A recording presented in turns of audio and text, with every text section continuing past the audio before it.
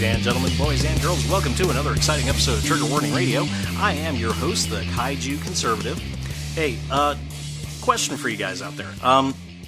Do you remember this shooting that happened? Oh, what was it? Last Friday? Just about a week ago, this guy, it was in Annapolis. I remember that. It was in Annapolis, Maryland. And he walked into a newspaper and he started shooting. It seems like there were a couple of people killed, but I can't find anything about it from the last couple, like the last 5 or 6 days. So, yeah, I know. Yeah, there was a shooting last Friday. Jared Ramos, he walked into the Capital Gazette newsroom and opened fire with a shotgun. This was after barricading doors so that the employees of the newspaper couldn't easily escape his wrath. And he ended up killing 5 people and injuring 2 people. Now, we know that this was a very, very bad thing because people were killed. We also know this was a very, very bad thing because the news media spent literally a solid 24 hours from the moment that this story broke telling us how it was such a horrible thing that Trump caused this through his violent rhetoric and his encouraging of assault on newspaper reporters, which is completely ridiculous. Trump has not done any of that. The only thing that he's done is he has exposed, to a large degree, to a lot of people, the amount of bias that the national news media has, and it's the news media is doing a pretty good job of that themselves too. What with all the corrections and fake news stories that they're putting out, literal fake news stories that they're putting out there. It seems like not a week goes by where we don't have some major news outlet having to retract something or having to issue corrections because something that they put out was completely and utterly false. So the news media spent a good solid 24 hours on this shooting, on Mr. Ramos's killing of 5 innocent people at this newspaper, and then nothing. We haven't heard a damn thing from them since, really. I mean, you hear a couple of things every now and again, but by and large, the story has dropped off the radar, which, by the way, last week I said it would drop off the radar. I told you it was going to be gone by the weekend. It was actually a lot quicker than that. Well, why is that, ladies and gentlemen? Why is it that the news media does not want to talk about this story anymore? Why is it that the Democrats aren't using this story to push for gun control like they do after every single school shooting? Well, maybe it's because of the facts of the case.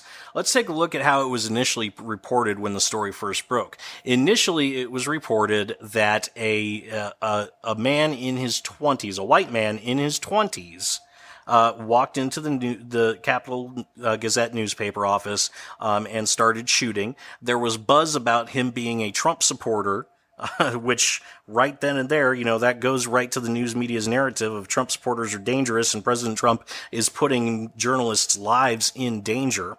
And then the facts of the story started coming out. Turns out it wasn't a man in his 20s. It was actually a man in his late 30s who was not white, but mixed Hispanic, kind of like George Zimmerman. He was a white Hispanic. Now, the age, fair enough. I'm willing to give a little bit of leeway on that.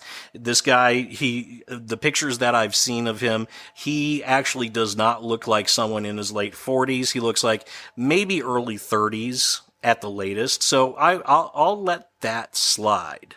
But the fact that he's a white man, I mean, that's just sloppy reporting right there. So why did he do it? The media was so sure that this was caused by President Trump. This was caused by his rhetoric, and that's what they ran with. In fact, there was one reporter who actually tweeted out that the shooter dropped his MAGA hat as he was shooting, which of course was proven completely and utterly false. false. And that newspaper reporter actually lost his job of 30 years because of his fake news and the absolute lie that he put out, which he should have, by the way. A lot more should have lost their jobs too that day, but that's neither here nor there.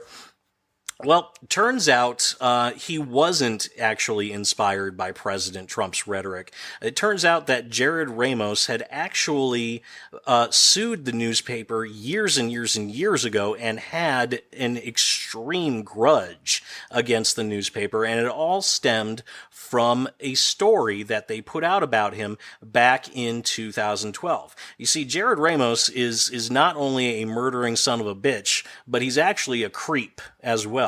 He was actually convicted of stalking a former classmate on Facebook.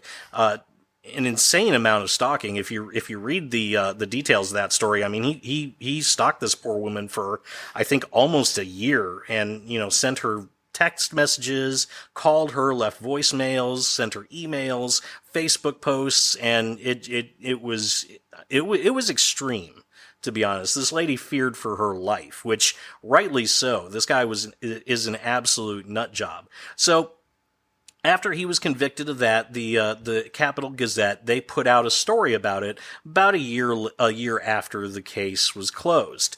Well, Ramos did not like that one bit, and he sued the Capital Gazette for defamation and a whole host of other things. He named the newspaper, he named the editor, he named, I think, the reporter that wrote the story, as well as a couple of other people. The judge threw out the case, essentially. Well, when the judge threw out the case, that started this almost decade-long grudge that he held against this newspaper. I mean, he harassed employees. He tried suing multiple times again for the same thing. He dragged a lot of these employees through absolute hell and back. He even created websites and Twitter accounts and Facebook accounts. He created sock puppet accounts specifically to harass these journalists, to harass the newspaper, and to harass the judge that threw out his case as well. And the left tried to make hay out of the fact that he apparently had a pro-Trump tweet where he said the Capital Gazette calling Trump unqualified was a big, dangerous mistake. Well, that actually was more about his grudge than any support of Trump that he had. In fact, Ramos is actually politically unaffiliated, according to voter registries. So, not only that, but he tweeted from his Twitter account about this case and about the people involved in this case literally 3 minutes before he walked into that newspaper and started shooting.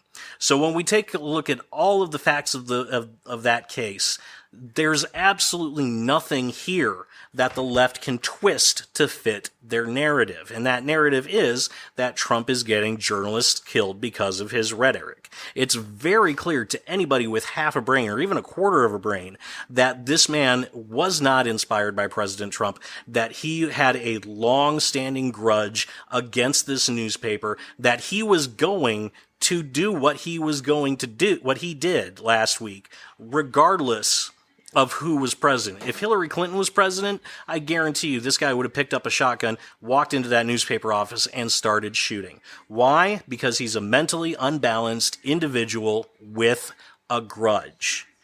None of that can be twisted to fit the narrative of Trump being dangerous to reporters and getting them killed. So what happens? The left ignores the story. They did their best to try and twist it however way they could. They tried that little tweet right there, but nobody bid on that. They outright lied in the initial reporting of this event, and none of that stuck. So when none of that stuck, when they found out that they couldn't get a handle on this from any angle, they went ahead and they just dropped the story. They memory hold it, and they're just going to refuse to talk about it. And anybody that brings it up, it's going to be as a footnote in a broadcast or in a newspaper article at some point down the road. I'm sure every now and again we'll find somebody some enterprising reporter is going to try and bring back the this guy killed these journalists because of Trump's mean, evil rhetoric. I'm sure somebody's going to try to bring that back at some point, but it's going to be very few and far between. For the most part, this story is just going to completely fall off the radar, and that is par for the course for the fake news media. They twist their stories to fit whatever narrative they want, whatever narrative they have going, and if they can't do that, they just completely ignore it, and it just illustrates the abject hypocrisy of our national news media, and it illustrates why you need to not pay attention to them, and you need to do your own damn research.